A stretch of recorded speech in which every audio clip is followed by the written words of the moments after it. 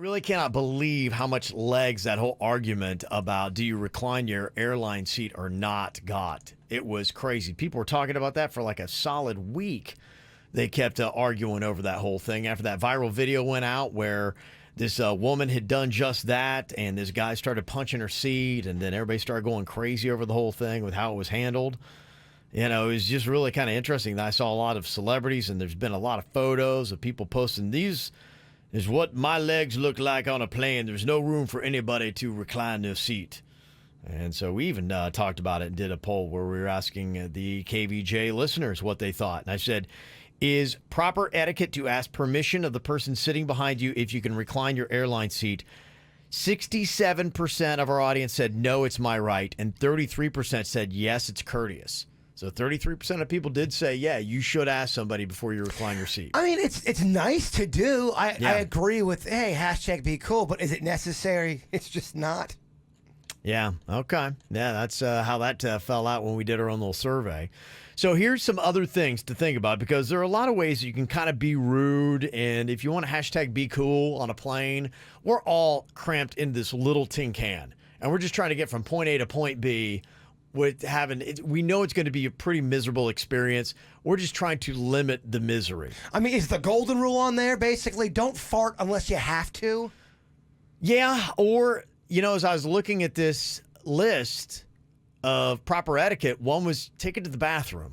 If you got to go, get to the bathroom. Fart. There's a place for bad smells, and it's contained, and it's this small room. Take it there and do it if you got to do it. And look, if turbulence happens and one sneaks out, we're not going to, we get that. Yeah. It's the person that can. You may spot somebody one, and then you know, okay, how bad are they? You rank them yourself because you're going, oh my gosh, that's terrible. Well, there's certain farts where you are able to hold. And if you're not doing that and being cool, yeah. I get that it's unhealthy. You got to do your best. You got to do your best for the other people around. Got to do your best. That's one of the things on this list here.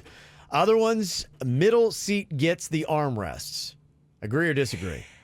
That's a weird one because that's weird in a movie theater sometimes as well, depending on the kind of seat. I usually give one for my right arm, or I don't know. But they say on a plane, and here's the rationale on it. If you're on the aisle, you can lean to your left. If you're by the window, you lean to your right. That's just part of the misery of having the middle seat. You get both armrests because you are central. That's the only place you can go. Going to either side is awkward unless you know the person sitting next to you. So that's why they say the middle seat gets the armrests. Wow. That is proper etiquette. That's kind of controversial. Could be, but I could live with it. I'm okay. I agree with that. Yeah, if you're in the middle, and it is awful for you. I agree with that. I think that if they want it, they get it. Now, if they're not using it, okay, I'm going to use it. If you're like, hey, okay, if you kind of nudge up on it, I'll give it to you. They do make them so tight. I remember I accidentally knocked out this guy's head, like his earbud out of his ear, and he was so alarmed because his eyes were going out. I'm like, oh man, I'm so sorry. I didn't mean to do tough. that. Yeah, it is tough. We can't space these out a little bit. Another one says, if you take off your socks and shoes, know if your feet smell, and then keep those feet contained to your space. Also know if you take off your socks and shoes on a plane, there's a chance you're getting pictures taken and you might go viral. There's a lot of, that is probably the number one thing, even more than the reclining the seats. I see plane shaming on people that have taken off their socks and shoes. They treat the aisle like it's their bedroom at home, and they're sprawled out all over the place, and feet are hanging off the end, and people are like, I don't want to see it or smell it. Yeah, I don't even think they have to smell for people to be annoyed or repulsed. Some people really are against feet. They don't like them. Yeah, they think they're kind of gross. They are gross. Not gonna lie, feet are gross. That's just kind of the way it goes. So yeah, they're saying, watch yourself and keep yourself in control when you got the feet out. Another one, no hot food of any kind on a plane. I disagree. Why?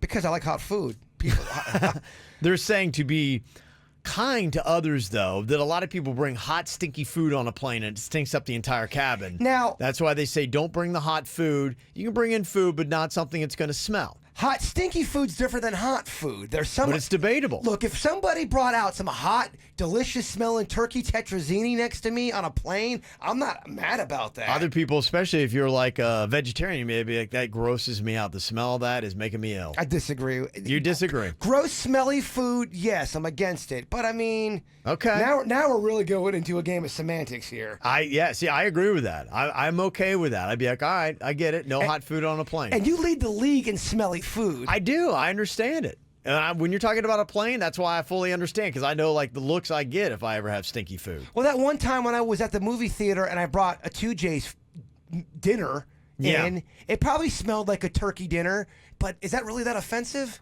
It smelled delicious. No, it's a theater. I'm fine with that. This is a plane. Okay, all right. Plane's different because you're in that cramped space. I hear you. Yeah, this is just for a plane. This isn't saying you can't have hot food in public. I hear. I just know it's closed in. No, this is all about hot food on a plane. Don't change it to theaters, anywhere else. This all has to do only with a plane. Headphones mean do not disturb. Yeah, I agree with that. If somebody's got their headphones on, it means just let them be. I know a lot of people. My daughter was on a flight. She's like, yeah, this guy kept tapping me, and he's like, take off your headphones. He just kept wanting to talk, and she's like, I just wanted to sleep. I was tired. Well, you're trying to get in the zone of flying, baby. Yeah. Oh, that is annoying. Yeah. Don't wake someone else for beverage service. It's on them. So if they sleep and they sleep right through the beverage cart going by, that's on them. Don't wake them up because maybe they don't want to be woken up for a water or like that. They're good. They know it. They have a hard time sleeping. When they get to sleep, don't wake them up. They say that is proper plane etiquette. Do you agree or disagree with that one? I mean, I'd be kind of upset if someone didn't grab me a drink if I was sleeping. I kind of want to be woken up for that. Okay. Yeah, I think they say don't do it unless they'd warn you. And what you should probably maybe be aware of, be like, hey, if I fall asleep, wake me up when the beverage cart gets here. I really want a drink. Just know that for any time we travel. I'll always want something. Okay. I know that with you. I'll wake you up. No touching. No touching. Don't get weird. Don't put your hand on my hand. Don't put your hand on my leg. No touching on a plane. Yeah, of course not. Yeah, it seems kind of a basic. Stand up to let people out of the row. Yeah, that's a good one. Plane etiquette. I've had that before where somebody just kind of like moved their legs to the side, and I'm like, ugh. It's so awkward. It was tough. Yeah, I don't move. My parts were in their face. I'm just like, what are we doing? Well, I walk clumsy, so it's always, I got to stand, I think.